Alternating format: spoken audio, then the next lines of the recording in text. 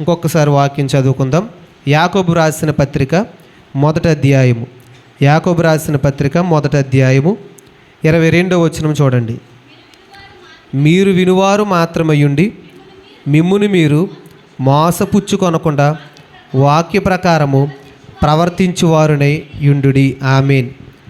ఇక్కడ చదివిన వాక్య భాగంలో ఏం కనపడుతుందంటే, మీరు వినువారు మాత్రమయ్యుండి మిమ్మును మీరు మోసపుచ్చుకొనకుండా వాక్య ప్రకారము ప్రవర్తించువారునై యుండుడి అనే మాట మీరందరూ కూడా చూడగలుగుతున్నారు. సరే, మీరందరూ కూడా గమనించండి. ప్రతి ఆదివారము కూడా మీరు ఏమి వింటారు చెప్పండి? వాక్యాన్ని వింటారు. ప్రతి కూటానికి వాక్యాలు వింటారు. అయితే కేవలము వాక్యాన్ని విని వదిలేస్తున్నారా, లేకపోతే వాక్యానుసారంగా నడుస్తున్నారా? ఇక్కడ అదే వాక్యములో స్పష్టంగా ఏమని రాయబడి ఉందంటే, మీరు వినువారు మాత్రమై ఉండి వాక్య ప్రకారము ప్రవర్తింపని ఎడల మిమ్మును మీరు మోసపుచ్చుకున్నట్టే. అందుచేత వాక్యం విన్న మీరు వాక్య ప్రకారము ప్రవర్తించేవారిగా మీరు అందరూ ఉండాలి. సరే, ఈరోజు మనందరం కూడా బైబిల్లో నుండి వాక్య ప్రకారముగా ప్రవర్తిస్తే ఎలాంటి ఉపకారం ఉంది, ప్రవర్తింపకపోతే ఏం జరిగిద్ది అని కొన్ని విషయాలు ఈరోజు మనం ధ్యానించుకుందాము. ఇద్దరు వ్యక్తుల్ని మనం ఆధారం చేసుకుని, అందులో మొట్టమొదటిగా వాక్య ప్రకారము ప్రవర్తింపకపోతే ఏమవుద్దో చూద్దాం. రాజుల రెండవ గ్రంథము 10వ అధ్యాయము ఒకసారి చూడండి. రాజుల రెండవ గ్రంథము 10వ అధ్యాయము 31వ వచనము. అయితే ఇశ్రాయేలు వారు కారకుడైన యెరొబాము చేసిన పాపములను యెహూ ఏమాత్రమును విసర్జించని వాడై ఇశ్రాయేలీయుల దేవుడైన యెహోవా నియమించిన ధర్మశాస్త్రమును పూర్ణ హృదయముతో అనుసరించుటకు శ్రద్ధాభక్తులు లేనివాడాయను. ఆమేన్. ఇక్కడ చదివిన వాక్య భాగంలో ఎవరు కనపడుతున్నారంటే, యెహూ అనబడిన ఒక వ్యక్తి కనపడుతున్నారు. ఎవరు చెప్పండి? యెహూ. అయితే ఇతడి కోసము వాక్యములు ఏమని రాయబడి ఉందంటే, ఇతడు దేవుడు నియమించిన ధర్మశాస్త్రమును పూర్ణ హృదయముతో అనుసరించుటకు శ్రద్ధాభక్తులు లేనివాడిగా మనకు కనపడుతున్నాడు. అంటే ఇతడు వాక్యానుసారంగా నడవడానికి ఏమాత్రం కూడా ఇష్టపడట్లేదు. వాక్యానుసారంగా నడవడానికి ఈ యెహూ అనబడిన వ్యక్తి ఏమాత్రము కూడా ఇష్టపడట్లేదు అన్నమాట అండి. అయితే అందుచేత దేవుడు ఏం చేశారంటే, 32వ వచనం చూడండి. ఆ దినములలో యెహోవా ఇశ్రాయేలు వారిని తగ్గించనారంభించెను. ఇక్కడ చూడండి, వాక్యానుసారంగా నడవలేదు యెహూ అనబడిన వ్యక్తి. అందుచేత దేవుడు ఈ యొక్క యెహూని ఏం చేస్తున్నాడంటండి? తగ్గిస్తున్నాడు. వాక్యానుసారంగా నడవకపోతే దేవుడు మనల్ని ఏం చేస్తారు? తగ్గిస్తారు. ఇప్పుడు వాక్యం వింటున్న వారలారా, మీరు అందరూ కూడా గమనించండి. హెచ్చింపబడాలని మనకు ఆశ, లేకపోతే తగ్గింపబడాలని ఉంటుందండి మనందరికీ? ఏమని మనందరి ఆశ? హెచ్చింపబడాలని మనందరం కోరుకుంటాం, కానీ ఎక్కడ తగ్గింపబడాలని కోరుకోం. అందుకే చూడండి, మీరు పుట్టినప్పుడు మీ చిన్నతనంలో మీరు ఏ ఇంట్లో ఉండేవారు? అంటే తాటకింట్లోనా, పెంకుటిల్లా, రేక్ షెడ్డా, బిల్డింగా? ఏమండి? చాలామంది తాటకింట్లోనే ఉన్నవారే. ఇప్పుడు ఏ ఇళ్ళలో ఉన్నారు చెప్పండి? ఇప్పుడు ఎవరికి ఎక్కడ ఉన్న వారిలో ఎవరికి కూడా తాటకిల్లు అయితే లేదు. అందరూ ఏ ఇల్లు కట్టేసుకున్నారు. అంటే మీరు అందరికీ ఉన్న కోరిక ఏంటంటే హెచ్చింపబడాలి, ఉన్న చోటే ఉండిపోవాలనుకోవట్లేదు కదా. తాటకింట్లో ఉన్న మీరు ఇంక మొత్తానికి రోడ్డు మీదకి వచ్చేయాలనుకోలేదు. ఇంకో రేక్ షెడ్ కట్టుకుందాం, తర్వాత బిల్డింగ్ కట్టుకున్న తర్వాత కూడా పైన ఇంకో అంతస్తు వేద్దాం, ఇలాగను బోలు సదుపాయాలతో ఉండాలి ఇల్లు, ఇలాగను మనం కోరుకుంటూ ఉంటాం. అంటే ఏ మానవుడికైనా హెచ్చింపబడాలనేదే కోరిక, తగ్గింపబడాలనేది ఏ మానవుని కోరిక కాదు. అయితే ఇక్కడ దేవుడు ఏం చెప్తున్నాడంటే, యెహూ వాక్యానుసారంగా నడవట్లేదు కాబట్టి యెహూ అనబడిన వ్యక్తిని దేవుడు తగ్గించేస్తానంటున్నాడు. ఎందుచేత తగ్గిస్తాను అంటున్నాడంటే, అతడు వాక్యానుసారంగా నడవట్లేదు. అయితే ఇప్పుడు ఒక ప్రశ్న ఏంటంటే, ఎవరైనా మానవుడిని ఎవరైనా తగ్గించాలనుకుంటే అది ఎవరి వల్ల సాధ్యం? దేవుని వల్ల సాధ్యం. మరి ఎవరో కూడా ఒక వ్యక్తిని తగ్గించలేరు, హెచ్చించలేరు. ఒకవేళ హెచ్చించినా అది ఎంతసేపు చెప్పండి? కొంతసేపు, లేదా కొన్ని రోజులు అంతే. అదే దేవుడు హెచ్చిస్తే అది నిరంతరము ఉంటుంది. అందుకే ఈరోజు ఎవరినైనా హెచ్చించాలన్నా తగ్గించాలన్నా అది దేవుడి చేతిలోనే ఉంది. ఒక వాక్యాన్ని చూడండి. కీర్తనల గ్రంథము 75వ కీర్తన 7వ వచనం. కీర్తనల గ్రంథము 75వ కీర్తన 7వ వచనం. దేవుడే తీర్పు తీర్చువాడు, ఆయన ఒకరిని తగ్గించును, ఒకరిని హెచ్చించును. ఇక్కడ స్పష్టంగా వాక్యంలో రాయబడి ఉంది ఏమనంటే, ఆయనే ఒకరిని హెచ్చిస్తాడు, ఆయనే ఒకరిని తగ్గిస్తారు. ఒకరిని హెచ్చించాలన్నా ఒకరిని తగ్గించాలన్నా అది ఎవరి చేతిలో ఉంది చెప్పండి? దేవుని చేతిలోనే ఉంది. ఇప్పుడు మీరు అందరూ కూడా గమనించండి. ఉదాహరణకి మొన్న వారంలో భయంకరమైన తుఫాను అని చెప్పారు. అయితే ఎంత భయంకరమైనదని చెప్పారంటే 96లో వచ్చిన తుఫాను కంటే భయంకరమైనది, అంతకంటే పెద్దదని చెప్పారు. ఇప్పుడు 96 తుఫాను ఇక్కడ ఉన్న వారిలో ఎంతమంది చూశారండి? మీరు అందరూ చూసిన వారే. ఇప్పుడు చెప్పండి, ఎలా జరిగింది 96 తుఫాను? నేను చూడలేదు కాబట్టి మిమ్మల్ని అడుగుతున్నాను. చెప్పండి. చాలామంది చెప్పారు గృహాలు కూలిపోయాయని, బిల్డింగులు సహితం పెద్ద పెద్ద కరెంటు స్తంభాలు, చెట్లు అన్నీ పడిపోయి చాలామంది చాలా నష్టం జరిగిందని చాలామంది చెప్తూ ఉన్నారు. సరే, మీరు చెప్తున్నారు చాలా భయంకరంగా జరిగిందని. ఇప్పుడు మీరు గమనించండి, మనందరము మానవులమే కదా. మన దగ్గరున్న బలాన్ని పోగేసి, మన దగ్గరున్న డబ్బును పోగేసి ఒక తుఫాన్ని ఆపగలమా? చెప్పండి. మనందరము నిలబడి ఒక తుఫాన్ని ఆపగలమా? సరిగ్గా మానవుడు సరిగ్గా చలేస్తే తట్టుకోలేడు, సరిగ్గా ఎండ కాస్తే తట్టుకోలేడు, సరిగ్గా వర్షం వస్తే తట్టుకోలేడు. కానీ మానవుడికి పౌరుషం మాత్రం ఎంత ఉంటుంది చెప్పండి? సరిగ్గా చలికి తట్టుకోలేడు, సరిగ్గా ఎండకి తట్టుకోలేడు, సరిగ్గా వర్షం వస్తే తట్టుకోలేడు. అలాంటి మానవుడు ఎంత పౌరుషంతో ఉంటాడండి? ఎవరి మీద పౌరుషం? మరలా దేవుని మీద కూడా పౌరుషం. ఇప్పుడు మీరు గమనించండి, సృష్టినే తట్టుకోలేని మానవుడు సృష్టికర్తకు తట్టుకోగలడంటారా?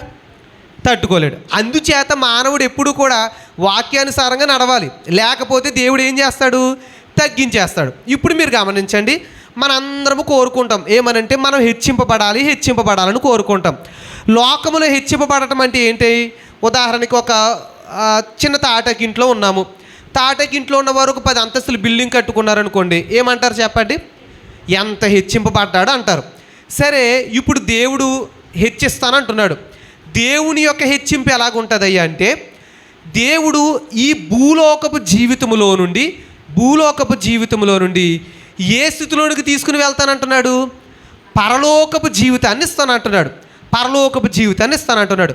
అది అసలైన హెచ్చింపు అని దేవుని యొక్క ఉద్దేశం.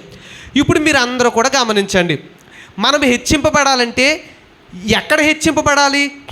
ఉదాహరణకండి, ఈ భూలోకంలో ఎంతకాలం జీవించినా సరిగ్గా తుఫాను వస్తే మానవుడు ప్రమాదానికి గురవుతున్నాడు, సరిగ్గా వరద వచ్చినా ప్రమాదానికి గురవుతున్నాడు, ఎండ కాసినా, వర్షం వచ్చినా చూడండి, మంచు పట్టినా చూడండి, ఇలాంటి భయంకరమైన సృష్టి ద్వారా వచ్చే అపాయాలకు మానవుడు ఎంతగానో చూడండి అలసటకు గురవుతూ ఉన్నాడు కదా. ఇప్పుడు ఇంత గొప్ప మానవుడి దగ్గర ఎంతో గొప్ప డబ్బు ఉండొచ్చు, ఎంతో గొప్ప ఆస్తిపాస్తులు ఉండొచ్చు, ఎంతో గొప్ప ఐశ్వర్యం ఉండొచ్చు. అది కాదు హెచ్చింపు అంటే ఏంటి చెప్పండి? రాకడ తర్వాత ఎవరైతే ఆయన రాకడ మేఘం ఎక్కగలుగుతారో అది హెచ్చింపు. ఉదాహరణ హెచ్చింపు అని ఎవరిని అంటారంటే పై స్థానంలో ఉన్నవారిని. ఎవరిని అంటారు చెప్పండి? పై స్థానంలో ఉన్నవారిని. ఇప్పుడు మీరు అందరూ పై స్థానంలో ఉండాలనుకుంటున్నారా, కింద ఉండాలనుకుంటున్నారా? పై స్థానంలో ఉండాలనుకుంటున్నాం. పై స్థానంలో ఉండాలంటే రేపు రాకడ వచ్చినప్పుడు మనందరం ఆయన రాకడ మేఘం ఎక్కినప్పుడు మనందరం ఏమవుతాం చెప్పండి? ఎగురుకుంటూ వెళ్తాం కదా. అప్పుడు ఎక్కడుంటాము? పై స్థానంలో ఉంటాం. విడవబడిపోయిన వారు మాత్రం ఎక్కడుంటారు చెప్పండి? ఇక్కడే ఉండిపోతారు. సరే, ఈరోజు మనందరిని హెచ్చించువాడు ఎవరు? ప్రభువే. అందుకే ధనవంతుడు లాజరు కదా, మీరు అందరూ ఎరిగిన వారే. ధనవంతుడు ఏమయ్యాడు, లాజరు ఏమయ్యాడు చెప్పండి? లాజరు భూలోకంలో ఉన్నప్పుడు ఏం తినేవాడు? ధనవంతుడు తింటున్నప్పుడు భోజన బల్ల కింద పడిన రొట్టె ముక్కలను ఏరుకుని తినే లాజరు ఇప్పుడు ఏమయ్యాడు చెప్పండి? పైన ఉన్నాడు. ఇప్పుడు పైన కూర్చున్న ధనవంతుడేమో ఎక్కడున్నాడు? పాతాళమున ఉన్నాడు. ఇప్పుడు ఎవరికి హెచ్చింపు వచ్చింది, ఎవరికి తగ్గింపు వచ్చింది? లాజర్నేమో దేవుడు హెచ్చించాడు, ధనవంతుడినేమో దేవుడు తగ్గించాడు. ఈరోజు వాక్యం వింటున్న వారలారా, మీరందరూ హెచ్చింపబడాలంటే ఇక్కడ వాక్యానుసారంగా జీవించాలి. కేవలము వినువారు మాత్రమై ఉంటే మనం హెచ్చింపబడము. దేవుడు ఏం చేస్తాడు చెప్పండి? తగ్గించేస్తాడు. తగ్గించుట ఎవరి చేతిలో ఉంది? సరే, ఇప్పుడు దేవుడి దగ్గరకు వచ్చాము. దేవుడు మనల్ని ఆశీర్వదించారు. ఏమీ లేని స్థితి నుండి ఒక గృహం ఇచ్చారు, ఒక ఉద్యోగాన్ని ఇచ్చారు, ఒక మంచి స్థానాన్ని ఇచ్చారు, చక్కటి ఆస్తిపాస్తులు ఇచ్చారు. అంతా వచ్చాక చాలామందికి మరలా ఎవరిని మర్చిపోతారు చెప్పండి? దేవుణ్ణి మర్చిపోతూ ఉంటారు. ఇచ్చిన వాడికి తీసేయడం పెద్ద పని అంటారా చెప్పండి? హెచ్చించిన వాడిని తగ్గించేయడం పెద్ద పని అంటారా? అందుకే ఎప్పుడు మనం గమనించాలి. ఈరోజు చాలామంది కొంచెం ఉన్నత స్థితిలోనికి వెళ్ళిన తర్వాత ఎవరిని మర్చిపోతూ ఉంటారు? కొంచెం ఉన్నత స్థితి రాగానే దేవుణ్ణి మర్చిపోతూ ఉంటారు చాలామంది. ఎప్పుడు మనం గుర్తుపెట్టుకోవాలండి, ఎంత ఉన్నత స్థితిలోనికి వెళ్ళిపోయినా కూడా మనకు ఎవరు అవసరం ఉంటుంది? దేవుడు అవసరం లేనిదే మనం ఒక అడుగు కూడా ముందుకు వేయలేం. అందుచేత మీరు అందరూ కూడా గమనించండి, ఎంత దేవుడు హెచ్చించేసినా కూడా ఎప్పుడూ ఎవరిని వదిలిపెట్టకూడదు? దేవుణ్ణి వదిలిపెట్టకూడదు, వాక్యాన్ని వదిలిపెట్టకూడదు, వాక్యానుసారంగా నడవడం మానకూడదు. అలాంటి సమయంలోనే దేవుడు మనల్ని నిలబెడతారు. సరే, యెహూ అనబడిన వ్యక్తి ఏం చేశాడు చెప్పండి? వాక్యానుసారంగా నడవలేదు. అందుచేత దేవుడు తగ్గించినట్టుగా చూడగలుగుతున్నాం. అలాగనే సామెతల గ్రంథము 29వ అధ్యాయం 23వ వచనం చూడండి. సామెతల గ్రంథం 29వ అధ్యాయం 23వ వచనం. ఎవని గర్వము వానిని తగ్గించును. చూసారా, ఇక్కడ స్పష్టంగా బైబిల్లో రాయబడి ఉంది. ఒకటి, దేవుడే తగ్గిస్తాడు. రెండవదిగా ఎవరు తగ్గించుకుంటారంట? ఎవని గర్వము వానిని తగ్గిస్తుందంట. చూసారా, ఈరోజు మనకు వచ్చిన గర్వమే మనల్ని తగ్గించేస్తుంది. ఎవరో వచ్చి మనల్ని తగ్గించవలసిన అవసరం లేదండి. అందుచేత మనకి ఏమొచ్చినా ఏం రాకూడదు? గర్వం మన నెత్తుకి ఎక్కకూడదండి ఎప్పుడు కూడా.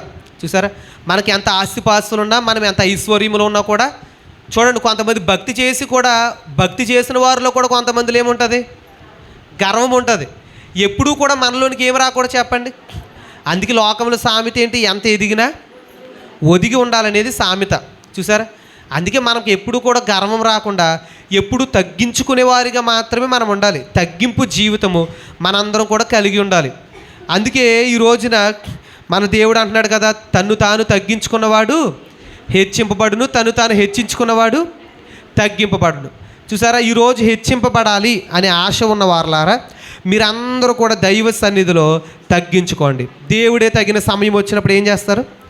అందుకే వాక్యంలో రాయబడి ఉంది కదా, ఆయన బలిష్టమైన చేతి క్రింద మీరు దీన మనస్కులై ఉంటే తగిన సమయం వచ్చినప్పుడు దేవుడే హెచ్చిస్తానని రాయబడి ఉన్నట్టుగా ఈరోజు దేవుడే మనందరినీ హెచ్చించువాడు. అందుచేత మనందరూ తగ్గించుకుని వాక్యానుసారంగా నడుద్దాం. ఒకటి, యెహూ ఏం చేశాడు చెప్పండి? వాక్యానుసారంగా నడవలేదు, దేవుడు తగ్గించాడు. ఒకవేళ మనం కూడా వాక్యానుసారంగా నడవకపోతే దేవుడు మనల్ని కూడా తగ్గిస్తాడు. అందుచేత వాక్యానుసారంగా నడిచేవారుగా ఉందాం.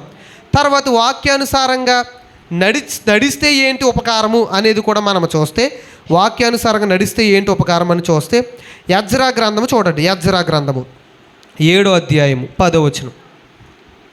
యజ్రా గ్రంథము 7వ అధ్యాయం 10వ వచనం.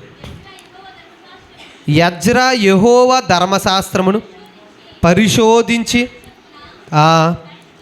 నడుచుకొనుటకును ఇశ్రాయేలీయులకు చూసారు విధులను నేర్పుటకును దృఢ నిశ్చయము చేసుకొనును. ఇక్కడ మీరు అందరూ కూడా గమనిస్తే యజ్రా గారు అంటండి, యెహోవా ధర్మశాస్త్రమును పరిశోధించి దాని చొప్పున నడుచుకొనుటకు ఇష్టపడుతున్నాడంట. అంటే యజ్రా గారు వాక్యానుసారంగా నడవడానికి ఇష్టపడుతున్నాడు. కానీ యెహూ మాత్రం వాక్యానుసారంగా నడిచాడా? నడవలేదు. నడవలేని కారణాన యెహూని దేవుడు తగ్గించాడు. యజ్రా గారు మాత్రం వాక్యానుసారంగా నడుస్తున్నాడు, నడవడానికి ఇష్టపడుతున్నాడు అని ఇక్కడ వాక్యంలో స్పష్టంగా రాయబడి ఉంది.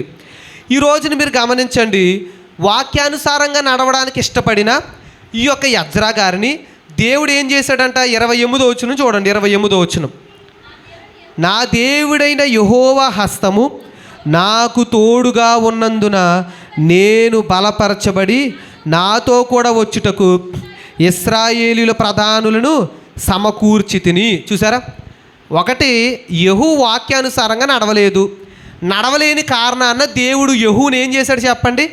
తగ్గించాడు. ఇప్పుడు యజ్రా గారేమో దేవుని యొక్క వాక్యానుసారంగా నడుస్తున్న కారణమున దేవుని హస్తము యజ్రాకు తోడయుండి అతన్ని బలపరిచినట్టుగా మనం గమనించగలుగుతున్నాం. వాక్యానుసారంగా నడవలేని వ్యక్తి ఏమో తగ్గింపబడిపోతే, వాక్యానుసారంగా నడిచిన వ్యక్తినేమో దేవుడు బలపరుస్తున్నాడు. ఎలా బలపరుస్తున్నాడు అంటండి? దేవుని హస్తము అతనికి తోడుగా ఉన్నందున అతడు బలపరచబడ్డాడు. తోడుగా ఉన్నందున. ఈరోజు వాక్యం వింటున్న మీరందరూ కూడా గమనించండి, మీకు ఎవరి హస్తము తోడుగా ఉండాలి చెప్పండి? ఎవరి హస్తం? దేవుని హస్తము మీకు తోడుగా ఉంటేనే మీరు బలపరచబడతారు. మీరు బలపరచబడాలంటే దేవుని హస్తం మీకు తోడై ఉండాలి.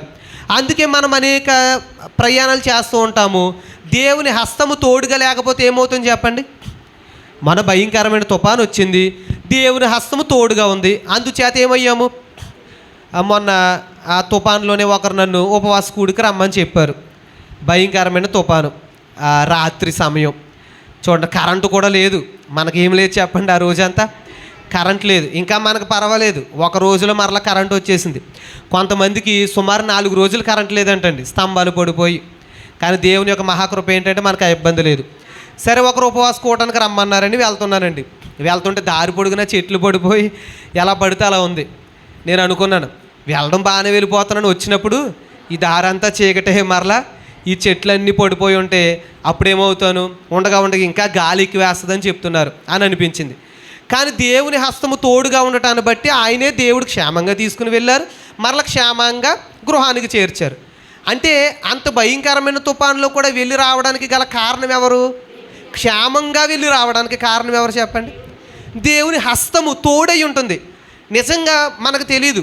మొన్న మా బంధువులు ఒకరు చెప్తున్నారండి, వారు ఊరంట ఒకరు వెళ్ళారంటండి. ఎందుకు వెళ్ళారంటే ఎవరికి ఒంట్లో బాగాలేదని చూడడానికి వెళ్ళారంటండి. చూడడానికి వెళ్ళిన ఆమె మీద తాటి చెట్టు పడిపోయి చనిపోయారంటండి.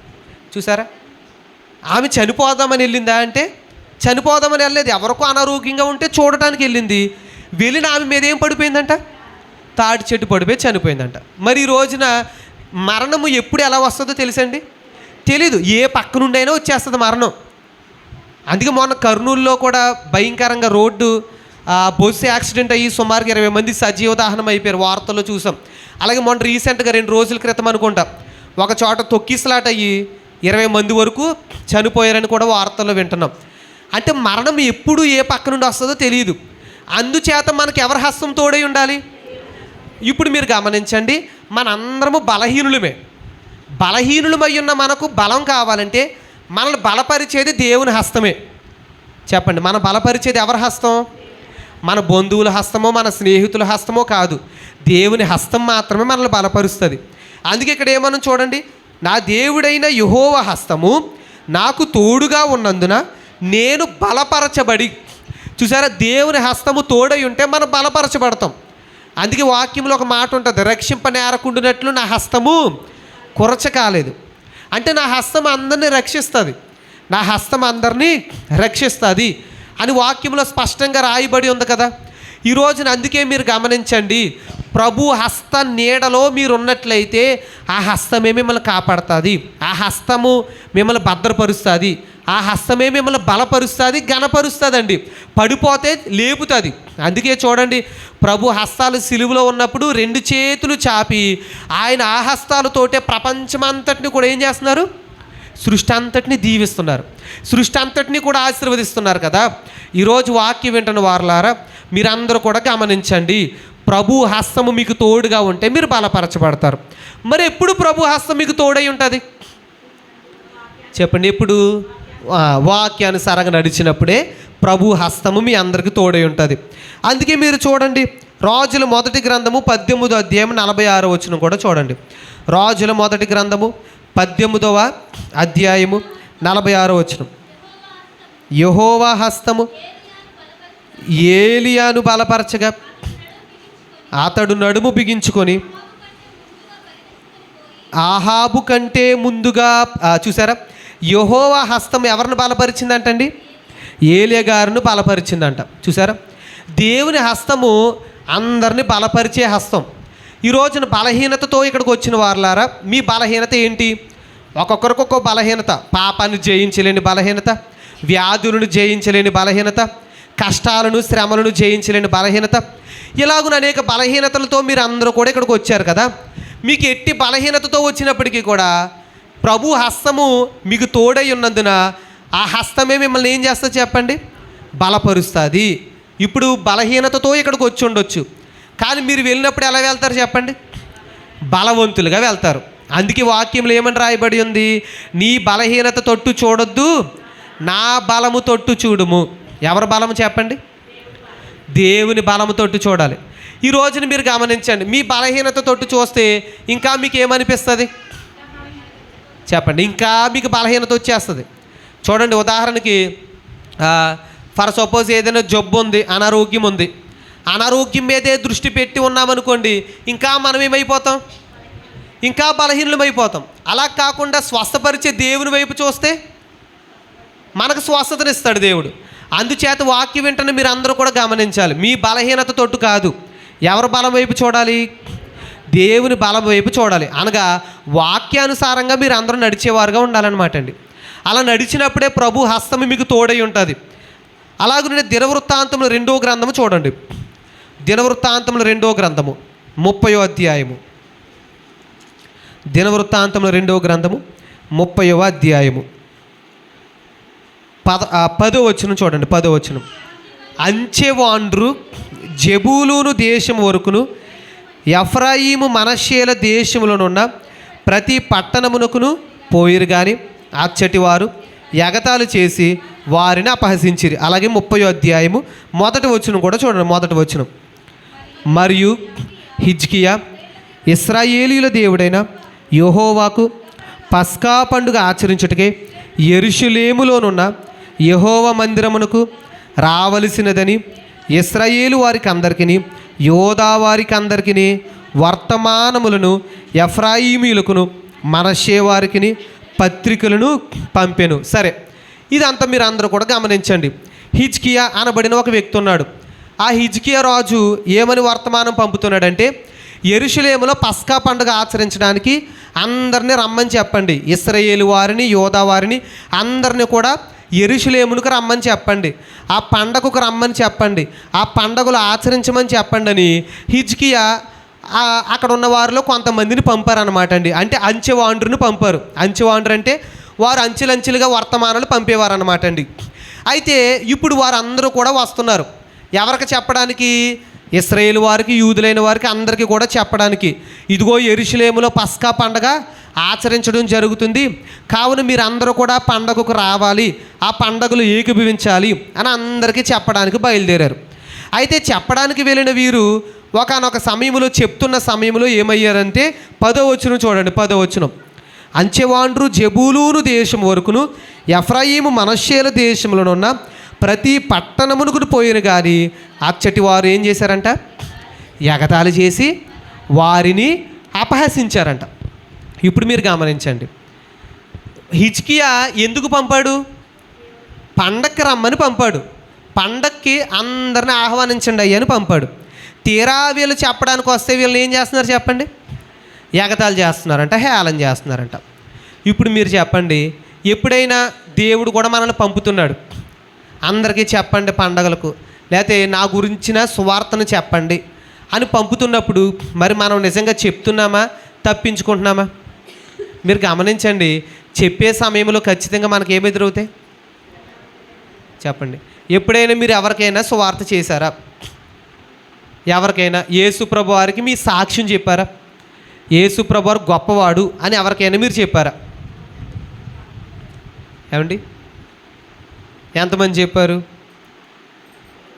విమల గారు చెప్పారు, గుడ్. రెబ్కా గారు చెప్పారు, ఇంకండి మురళీ గారు చెప్పారు, ఇంకా ప్రియ గారు కూడా చెప్పారు. ఓకే, మీరు అందరూ పైకి చెప్పకపోయినా మీరు అందరూ ఎవరికి చెప్తున్నారు? మీ పొరుగు వారికి, మీ బంధువులకి, మీ స్నేహితులకి, ఇరుగు పొరుగు వారికి అందరికీ కూడా ఎవరి మహిమను తెలియపరుస్తున్నారు? దేవుని మహిమను తెలియపరుస్తున్నారు. ఓకే, అలా తెలియపరిచినప్పుడు ఎప్పుడైనా మీకు ఎగతాళి వచ్చిందా? అంటే ఎవరైనా మిమ్మల్ని హేళన చేశారా? ఎవరైనా మిమ్మల్ని తిట్టారా? చెప్పండి. ఎవరైనా మిమ్మల్ని తిట్టిన వారు ఉన్నారా? ఎగతాళి చేసిన వారు కానీ, హేళన చేసిన వారు విన్నా వినకపోయి ఉండొచ్చు. మీరు చెప్పడం మన పని కాబట్టి చెప్తాం. వారు విన్నా వినకపోయినా మనకు అనవసరం, మనం చెప్పాలి కాబట్టి చెప్పాం. ఒకవేళ వారి ద్వారా మనకి హేళన వచ్చినా, ఎగతాళి వచ్చినా మనం ఏం చేయాలి చెప్పండి? ఏం చేయాలి? దేవుడికి అప్పగించాలి, ప్రార్థన చేయాలి. ప్రభువా, వారికి తెలియక, అందుకే ప్రభువే అంటున్నారు కదా, వీళ్ళు ఏం చేస్తున్నారో వీరికి తెలియక ప్రభువా, చూసారా, అందుకు వీరికి క్షమించండి. యేసుప్రభు శిలువ మీద పలికిన మొట్టమొదటి మాట అండి. వీళ్ళు ఏం చేస్తున్నారు? వీరు ఎరగరు ప్రభు, క్షమించండి క్షమించండి.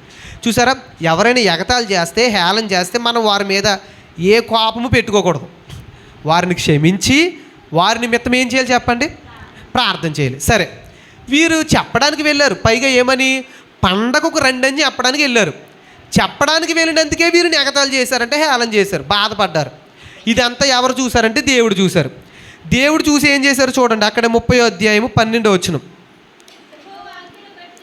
యెహోవా చూడండి, 11వ వచనం చూడండి. 11 అయినను ఆషేరు, మనష్షే, జెబూలూను దేశముల వారిలో నుండి కొందరు కృంగిన మనసుతో ఎలా వచ్చారంట? ఎగతాళి చేసినప్పుడు వీరు కృంగిపోయారంటండి. కృంగిపోయినప్పుడు యెరూషలేమునకు వచ్చారంట. అప్పుడు 12వ వచనం చూడండి. యెహోవా ఆజ్ఞను బట్టి రాజును అధిపతులను చేసిన నిర్ణయము నెరవేర్చినట్లు యోధాలోని వారికి మనసు ఏకము చేయుటకే దేవుని హస్తము, చూసారా, ఎవరి హస్తము తోడ్పడిందంట? ఎవరెవరైతే మేము పండగలకు రాము అని ఎగతాళి చేశారో, ఎవరెవరైతే మేము పండగలకు రామని హేళన చేశారో, వారందరి మనసులను ఏకం చేసి వారందరిని దేవుని హస్తం ఎక్కడికి తీసుకొచ్చింది?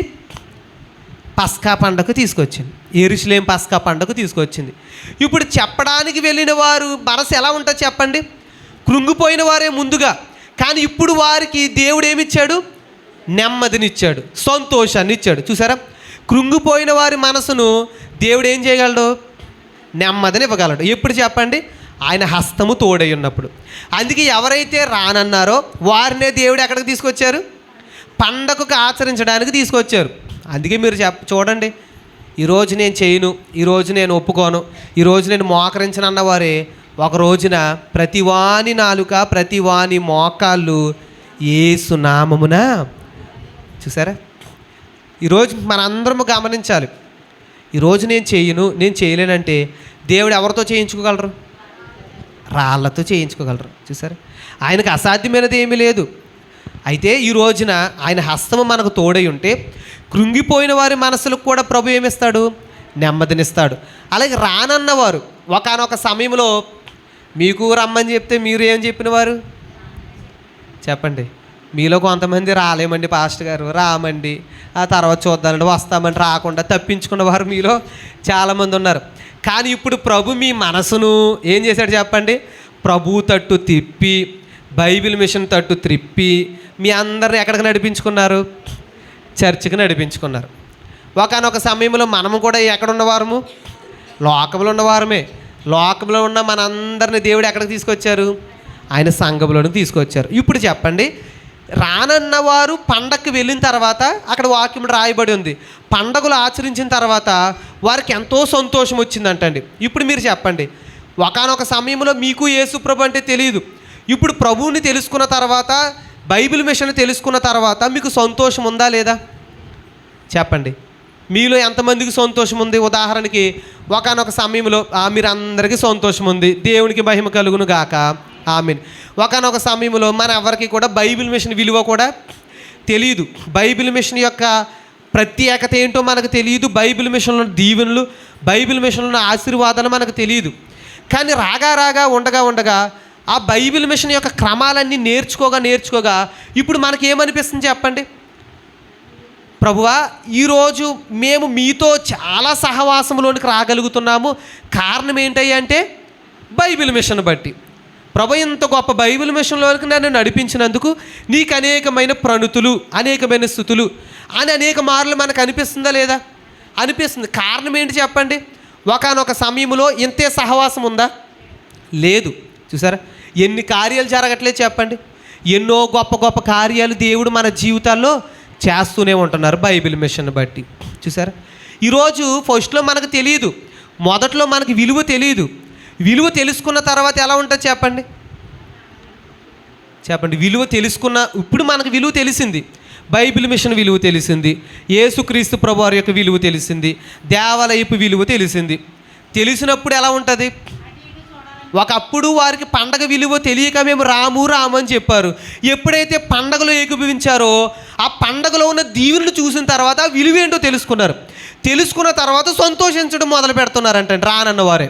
చూసారా, ఒకప్పుడు అటు ఇటు తిరుగుతున్న వారమే కదా. ఈరోజు విలువ తెలిసింది. ఇప్పుడు ప్రభుని ఎంత స్తుతించాలంటారు చెప్పండి? ఎంత స్తుతించాలి? ఎంత స్తుతించినా తక్కువే. కాబట్టి ఈరోజు వాక్యం వింటున్న మన అందరం కూడా గమనించాలి. ప్రభుని ఎంతో స్తుతించవలసిన వారమై ఉన్నామండి మన అందరం కూడా. ఈరోజు ఇంత గొప్ప బైబిల్ మిషన్లో దేవుడు మనల్ని నిలబెట్టారు. ఎన్నో గొప్ప ప్రార్థనలు చూసారా?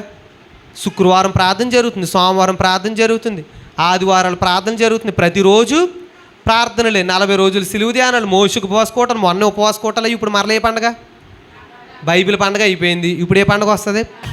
రాకడ పండుగ వస్తుంది, క్రిస్మస్. అంటే బైబిల్ మిషన్లో ఉన్న మనకి ఏమి లేదు చెప్పండి? ఖాళీ లేదు. మనకు కూడా ఏముంది? రోజు ప్రార్థనలే, రోజు పండగలే. అప్పుడు ఇశ్రాయేలీయులకి పస్కా పండుగలు ఎలాగునా అంటే అన్ని పండుగల్లో కూడా వారిని ఆచరించడానికి వారు ఎలాగునైతే యెరూషలేముకు వెళ్ళేవారో, ఈరోజు మనకు ఖాళీ లేకుండా దేవుడు మనకు కూడా ఏం పెడుతున్నారు చెప్పండి? కోటాలు, పండగలు. ఎందుకంటే వాక్యంలో ఒక మాట ఉంటుంది, ఆ దినము సమీపించుకొలది సమాజముగా కూడుట మానొద్దు. చూసారా? ఎందుచేత? ఏ దినం చెప్పండి? రాకడ దినం. ఎప్పుడండి రాకడంటే? మనం ఈరోజే అనుకుందాం. ఈరోజే రాకడైతే ఆ క్షణము సమీపించు కొద్దీ కూడా మనం ఎక్కడ కూడాలి? ఎక్కడ కూడుకోవాలి? సమాజముగా దేవాలయంలో కూడుకున్నప్పుడు, ఇలాగున ప్రార్థనలు పెట్టుకున్నప్పుడు, ఇలా ప్రార్థన చేసుకున్నప్పుడు మనం ఎక్కడికి సిద్ధపడగలం చెప్పండి? దేవుని యొక్క రాకడ మేఘం ఎక్కగలం, రాకడకు సిద్ధపడగలం. అందుచేతే కదా ఇన్ని కోటాలైన. కాబట్టి ఈరోజు వాక్యం వింటున్న వారులారా, యెహూ అనబడిన వ్యక్తి ఏమో వాక్యానుసారంగా నడవకుండా ఏం పోగొట్టుకున్నాడు? హెచ్చింపబడిన వ్యక్తే ఇప్పుడు ఏమయ్యాడు? తగ్గింపబడిపోయాడు. కానీ ఎజ్రా గారు మాత్రం వాక్యానుసారంగా నడవడాన్ని బట్టి దేవుని హస్తం అతను ఏం చేసింది చెప్పండి? బలపరిచింది. ఈ రోజున మీరు చెప్పండి, తగ్గింపబడాలనుకుంటున్నారా, బలపరచబడాలనుకుంటున్నారా? మనందరి ఆశ ఏంటి చెప్పండి? బలపరచబడాలి అనేదే మన అందరి ఆశ. మరి బలపరచబడాలి అంటే వాక్యానుసారంగా నడుద్దాం. అదే తగ్గింపబడిపోవాలి అంటే ఏం చేయాలి చెప్పండి? వాక్యానుసారంగా నడవకుండా వాక్యాన్ని ప్రక్కన పెట్టేద్దాం. చెప్పండి, మన కోరిక ఏముంది? బలపరచబడాలని. కానీ మనం చేసే పని ఏంటి చెప్పండి? మనం చేసే పని ఏమో ఎక్కడికి చేరుస్తుంది? తగ్గింపులోనికి చేరుస్తుంది. కానీ మనం ఏం కోరుకుంటున్నాం? హెచ్చింపబడాలి, బలపరచబడాలని కోరుకుంటున్నాం. ఎజ్రా గారు హెచ్చింపబడ్డాడంటే కారణం ఏంటంటే వాక్యానుసారంగా నడిచాడు.